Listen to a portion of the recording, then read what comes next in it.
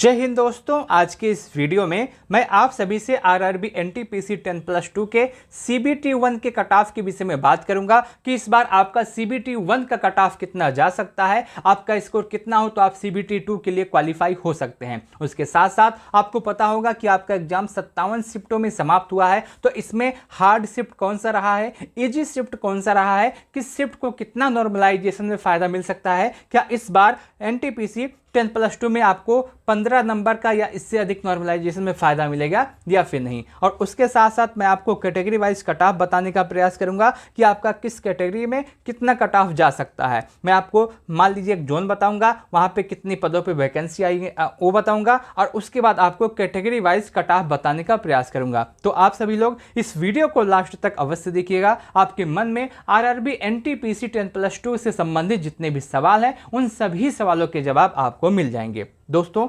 जैसा कि आप सबको पता होगा, इस बार आरआरबी एनटीपीसी के अंतर्गत आपका टोटल 3445 पदों पे आपकी वैकेंसी आई है। ये पदों की संख्या काफ़ी ज़्यादा कम है, लेकिन आवेदन करने वाले बच्चों की संख्या बहुत ही ज़्यादा है। अगर हम बात करें कि कितने बच्चों ने आवेदन किया है, तो आप यहाँ पे देख सकते हैं लगभग 63 लाख बच्चों ने इस वैकेंसी में आवेदन किया है। पदों की संख्या कितनी है? सिर्फ और सिर्फ 3445, और आवेदन करने वाले बच्चों की संख्या कितनी है? 63 लाख। तो आप यहीं पे देख सकते हैं इस बार कंपटीशन कितना हाई रहने वाला है। उसके साथ साथ अगर हम इस हिसाब से देखें तो इस हिसाब से आपका पर सीट कंपटीशन 826 का होता है, यानी कि एक सीट पर 826 बच्चे फाइट कर रहे हैं। आपका जो एग्जाम है वो 7 अगस्त से 9 सितंबर तक चला। 9 सितंबर को आपका एग्जाम समाप्त हुआ। और अगर हम बात करें कि कितने बच्चों ने एग्जाम दिया है, कितने बच्चों ने एग्जाम स्किप किया है, तो ये भी डाटा अभी तक आ गया है। और इसके अगर हम देखें अखबार के माध्यम से जो जानकारी आई है, उसके हिसाब से लगभग 45% बच्चों ने एग्जाम दिया है, बाकी सभी बच्चों ने एग्जाम स्किप किया है। अगर हम आंकड़े की बात करें तो 28,47,068 बच्चों ने आपके एग्जाम में अपना एग्जाम दिया है, बाकी सभी बच्चों ने अपना एग्जाम स्किप किया है। बहुत सारे बच्चों का यह भी सवाल होता है, सर सीबीटी जब होगा तो उसमें सीबीटी 2 में कितने गुना बच्चों को बुलाया जाएगा, कितने गुना बच्चों को पास किया जाएगा? तो आपकी जो टोटल नंबर ऑफ वैकेंसी है उसका 15 गुना बच्चों को पास किया जाएगा। अगर हम बात करें कि कितने बच्चों को, तो आप देख सकते हैं 51,675 बच्चों को इसमें सीबीटी 2 में पास किया जाएगा। आपकी वैकेंसी 3445 है, इसका 15 गुना बच्चों को पास किया जाएगा, जो कि आपका 51,675 होता है। तो कितने बच्चों को पास किया जाएगा? 51,675 बच्चों को सीबीटी 2 के लिए पास किया जाएगा। और अगर हम इस हिसाब से देखें पर सीट कितना होता है, तो इस हिसाब से पर सीट कंपटीशन आपका सिर्फ और सिर्फ 55 का होता है। एक सीट पर 55 बच्चे फाइट कर रहे हैं। हर 55वां बच्चा जो होगा वो आपका सीबीटी 2 के लिए क्वालिफाई होगा। अब कैसे ये 55 आ गया? पहले आपका 826 बता रहे, कैसे आप 55 बता रहे हैं? तो देखिए एग्जाम देने वाले बच्चों की संख्या कितनी है? 28,47,068। और क्वालिफाई कितने बच्चे होंगे सीबीटी 2 के लिए? तो 51,675। अगर हम इस हिसाब से देखें तो आपका पर सीट कंपटीशन सिर्फ और सिर्फ 55 का बन रहा है। आगे अगर हम बात करें एग्जाम के लेवल की, तो एग्जाम का जो आपका लेवल है वो आपका मॉडरेट टू हार्ड आया है। बहुत सारे बच्चों के से आपने सुना होगा कि इस बार पेपर बहुत ज़्यादा इजी आ रहा है, पेपर बहुत ज़्यादा आसान आ रहा है, लेकिन ऐसा नहीं है। इस बार का जो पेपर का लेवल है ये मॉडरेट टू हार्ड आया था।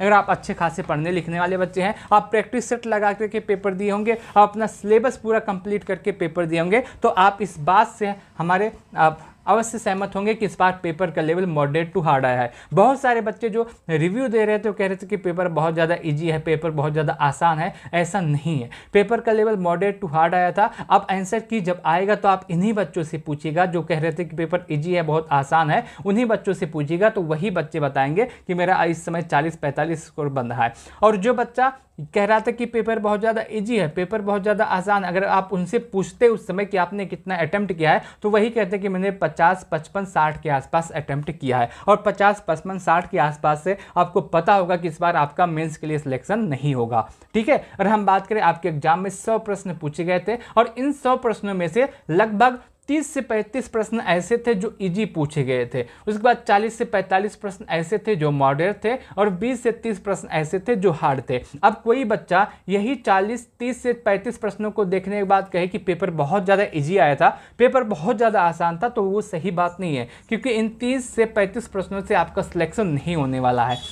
उसके साथ साथ मॉडरेट भी आया था, हार्ड भी आया था। अगर मैं बात करूँ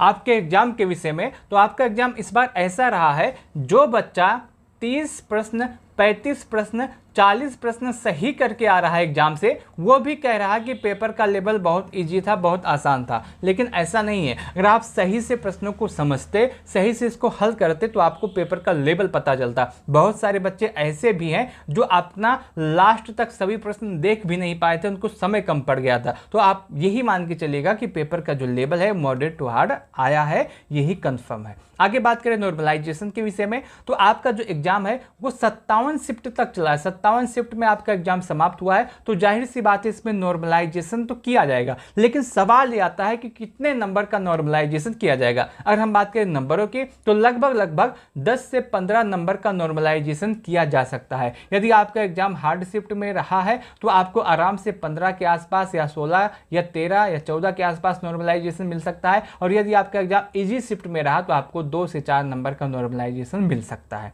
ठीक है, तो आज इस बात से भी सहमत करेंगे। आगे बात करते हैं आपका जोन वाइज और कैटेगरी वाइज कट ऑफ के विषय में, कि अब आपका जोन वाइज और कैटेगरी वाइज कट ऑफ कितना जा सकता है। मैं आपको सभी जोन के कट ऑफ को बताने का प्रयास करूंगा। सबसे पहले हम बात करते हैं प्रयागराज जोन के विषय में। प्रयागराज में जो आपके एग्जाम में टोटल पदों पर वैकेंसी आई थी, उनकी संख्या 389 थी।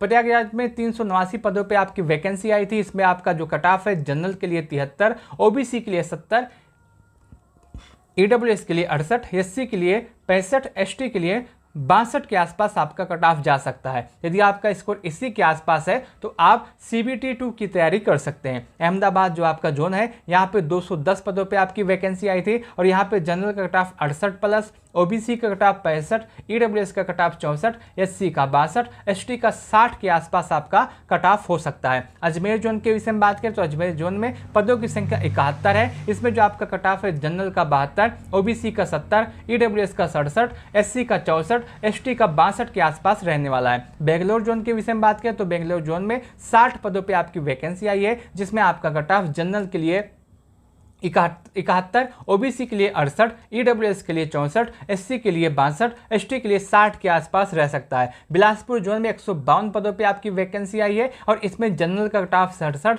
ओबीसी का कट ऑफ 64, ईडब्ल्यूएस का कट ऑफ 62, एससी का कट ऑफ 60, एसटी का कट ऑफ 59 के आसपास हो सकता है। भुवनेश्वर जोन की बात करें तो यहाँ पे 56 पदों पे आपकी वैकेंसी आई है, और इसमें जनरल कट ऑफ 74, ओबीसी का कट ऑफ 70, ईडब्ल्यूएस का कट ऑफ 70, एससी का 67 और एसटी का 64 के आसपास जा सकता है। चेन्नई जोन के विषय में बात करें तो यहाँ पे 194 पदों पे आपकी वैकेंसी आई है, और यहाँ पे जनरल का कट ऑफ 68, ओबीसी का कट ऑफ 65, ईडब्ल्यूएस का कट ऑफ 64, एससी का 62, एसटी का 60 के आसपास हो सकता है। गुवाहाटी जोन में 175 पदों पे आपकी वैकेंसी आई है, और यहाँ पे आपका कट ऑफ जनरल के लिए 70, ओबीसी के लिए 68, ईडब्ल्यूएस के लिए 66, एससी के लिए 64, एसटी के लिए 61 के आसपास होने वाला है। आगे हम बात करें जम्मू एंड श्रीनगर के विषय में, तो यहाँ पे आपका 147 पदों पे आपकी वैकेंसी आई है, और यहाँ पे जनरल कट ऑफ 66 के आसपास, ओबीसी का कट ऑफ 64, ईडब्ल्यूएस का कट ऑफ 62, एससी का 60, एसटी का 58 के आसपास रहने वाला है। कोलकाता जोन के विषय में बात करें तो कोलकाता अगर आप देखते हैं तो यहाँ पे 452 पदों पे आपकी वैकेंसी आई है, और यहाँ पे general cut off 70, OBC cut off 68, EWS का कट ऑफ 66, एससी का 62, एसटी का 60 के आसपास हो सकता है। मुंबई जोन का बात करें तो यहाँ पे 699 पदों पे आपकी वैकेंसी आई है, और यहाँ पे general cut off 68, OBC cut off 66, EWS का कट ऑफ 65, एससी का 63, एसटी का 60 के आसपास रहने वाला है। मुजफ्फरपुर जोन के विषय में बात करें तो यहाँ पे 68 पदों पे आपकी वैकेंसी आई है, और यहाँ पे जनरल कट ऑफ 69, ओबीसी का cut off 66, EWS cut off 64, SC का 61, एसटी का 58 के आसपास हो सकता है। पटना के विषय में बात करें, पटना जोन में सिर्फ और सिर्फ 16 पदों पे आपकी वैकेंसी आई है, और यहाँ पे आपका जो कट ऑफ है जनरल के लिए 75, ओबीसी के लिए 71, ईडब्ल्यूएस के लिए 69, एससी के लिए 66, एसटी के लिए 62 के आसपास आपका कट ऑफ हो सकता है। रांची जोन के विषय में बात करें तो रांची जोन में 76 पदों पे आपकी वैकेंसी आई है, और यहाँ पे जो आपका जनरल का कट ऑफ है वो आपका 70, ओबीसी का कट ऑफ 66, ईडब्ल्यूएस का cut off 63, SC cut off 60, ST cut off 58 के आसपास हो सकता है। सिकंदराबाद जोन के विषय में बात करें तो यहाँ पे 89 पदों पर आपकी वैकेंसी आई है, और यहाँ पे जनरल कट ऑफ 68, ओबीसी का कट ऑफ 65, ईडब्ल्यूएस का कट ऑफ 64, एससी का 62, एसटी का 60 के आसपास हो सकता है। सिलीगुड़ी की बात करें तो यहाँ पे 42 पदों पे आपकी वैकेंसी आई है, और यहाँ पे आपका जनरल कट ऑफ 70, ओबीसी का कट ऑफ 68, EWS का 65, SC का 62, ST का 60 के आसपास हो सकता है। तिरुवनंतपुरम की बात करें तो यहाँ पे 112 पदों पे आपकी वैकेंसी आई है और यहाँ पे जनरल कट ऑफ 65, OBC का 62, EWS का 61, SC का 60, ST का 57 के आसपास हो सकता है। बिलासपुर जोन की बात करें तो यहाँ पे 152 पदों पे आपकी वैकेंसी आई है और यहाँ पे general cut off 66, OBC cut off 64, EWS का 62, SC का 60, ST का 58 के आसपास हो सकता है। चंडीगढ़ की बात करें तो यहाँ पे 247 पदों पे आपकी वैकेंसी आई है और यहाँ पे आपका जो कट ऑफ है जनरल के लिए वो 70, OBC के लिए 68, EWS के लिए 66, SC के लिए 64, ST के लिए 62 के आसपास हो सकता है। गोरखपुर में 120 पदों पे आपकी वैकेंसी आई है। यहाँ पे जनरल कट ऑफ 70, EWS का कट ऑफ 65, OBC का 66, SC का 63, ST का 60 के आसपास हो सकता है। मालदा की बात करें तो यहाँ पे सिर्फ और सिर्फ 12 पदों पे आपकी वैकेंसी आई है और यहाँ पे जो आपका कट ऑफ है जनरल के लिए 75 के आसपास और उसके साथ साथ OBC के लिए 72, EWS के लिए 70, SC के लिए 66, ST के लिए आपका 64 के आसपास हो सकता है। यहाँ पे लगभग मैंने सभी जोन के कट ऑफ को बताने का प्रयास किया है। आप अपना जोन यहाँ से देखिएगा और कमेंट के माध्यम से ज़रूर बताइएगा कि अभी आपका स्कोर कितना बन रहा है। अभी आपको पूरी जानकारी नहीं होगी, आप अनुमान के हिसाब से बता सकते हैं कि आपका स्कोर कितना बनने की संभावना है। इस वीडियो को लास्ट तक देखने के लिए आप सभी का बहुत बहुत धन्यवाद।